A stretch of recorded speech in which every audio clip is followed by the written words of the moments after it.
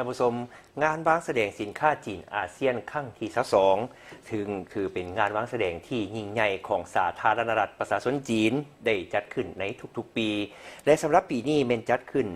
ในภายใต้คำขวัญเมนเน้นใส่การเสริมขยายการร่วมมือรอบด้านปัญญาประดิษฐ์และนวัตกรรม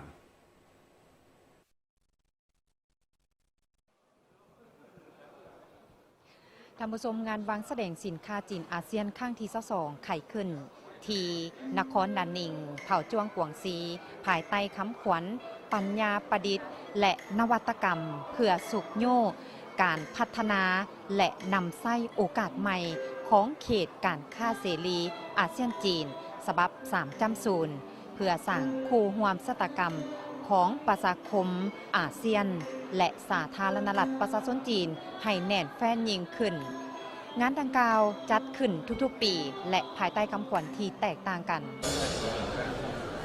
งานวางแสดงสินค้าจีนอาเซียนครั้งที่22ได้ไขขึ้นอย่างเป็นทางการตอนเช้าวันที่17กันยายน2025ที่ศูนย์ประชุมและวางแสดงสากลนานนิงแขวงกวางซีสาธารณรัฐประชาชนจีนมีบรรดาการนำคันสูงของจีนและประเทศสมาชิกอาเซียนเข้าร่วม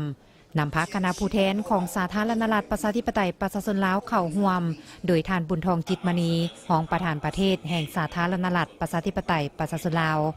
งานวางแสดงสินค้าจีนอาเซียนครั้งที่22ภายใต้คำขวัญปัญญาประดิษฐ์และนวัตกรรมเพื่อสุขโยการพัฒนาและนำไส้โอกาสใหม่ของเขตการค้าเสรีอาเซียนจีนฉบับ3.0เพื่อสร้างคู่ร่วมสตกรรมของประชาคมอาเซียนและสาธารณรัฐประชาชนจีนไปสู่อนาคตให้แน่นแฟ้นยิ่งขึ้นงานดังกล่าวจัดขึ้นทุกๆปีภายใต้คำขวัญที่แตกต่างกันซึ่งเป็นงานวางแสดงที่ใหญ่ของสาธารณรัฐประชาชนจีนมีบรรดาหัวหน่วยธุรกิจชั้นนำของประเทศสมาชิกอาเซียนและจีนที่ได้มาวางแสดงสินค้าที่เป็นท่าแห้งของตนในการวางแสดงดังกล่าวเพื่อโฆษณาสินค้าภายในและขยายคู่ร่วมธุรกิจให้หลายขึ้น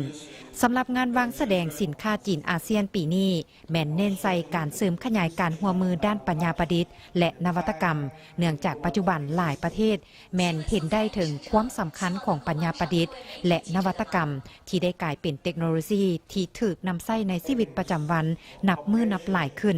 กำลังกลายมาเป็นกำลังแห่งขับเคลื่อนสำคัญของการผลิตและชีวิตการเป็นอยู่พร้อมนั้นงานครั้งนี้แนใส่เพื่อสร้างเครือข่ายการร่วมมือของบรรดาวิสาหกิจผู้พัฒนาปัญญาประดิษฐ์ระหว่างจีนและอาเซียนเพื่อประกอบส่วนเข้าในการสร้างประชาคมจีนอาเซียนที่มีความแน่นแฟ้นยิ่งขึ้นโดยเฉพาะแม่นการก้าเกี่ยมจัดตั้งปฏิบัติการยกระดับเขตการค้าเสรีในโอกาสดังกล่าวท่านบุญทองจิตมณีรองประธานประเทศได้ให้เกียรติขึ้นกล่าวคำเย็นในพิธีเปิดงานวางแสดงสินค้าจีนอาเซียนครั้งที่22และได้แสดงความสมเสยและตีราคาสูงต่อการเป็นเจ้าภาพงานวางแสดงครั้งนี้อย่างดีเลิศของสาธารณรัฐประชาชนจีนซึ่งได้ยกให้เห็นความสำคัญของปัญญาประดิษฐ์และนวัตกรรมที่กำลังกลายเป็นกำลังขับเคลื่อนสำคัญของการผลิตและสุขโยการเติบโตอย่างไววาในทุกแขนงการเช่นแขนงกสิกรรมแขนงอุตสาหกรรมการแพทย์การศึกษาการขนส่งและแขนงอื่นๆงานวางแสดงสินค้าจีนอาเซียนครั้งนี้ได้ดำเนินในระหว่างวันที่17-21กันยาซึ่งได้เอาเมืองกุ้ยลิงเลือกเป็นเมืองแห่งเสน่ห์ของสาธารณรัฐประชาชนจีนสำหรับสาธารณรัฐประชาธิปไตยประชาชนลาวแม้นได้เลือกเอาแขวงหลวงน้ำทาเป็นเมืองแห่งเสน่ห์ในปี2025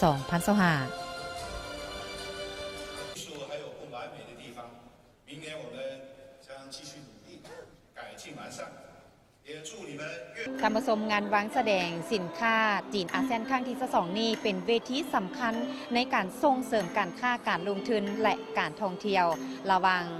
จีนและอาเซียนส่วนวันนี้น้อยบุญทันถ่ายภาพลำเงินลาดสะอาดรายงานจากนครนานนิงเขตปกครองตนเองเผ่าจ้วงกวงซีสาธารณรัฐประชาชนจีน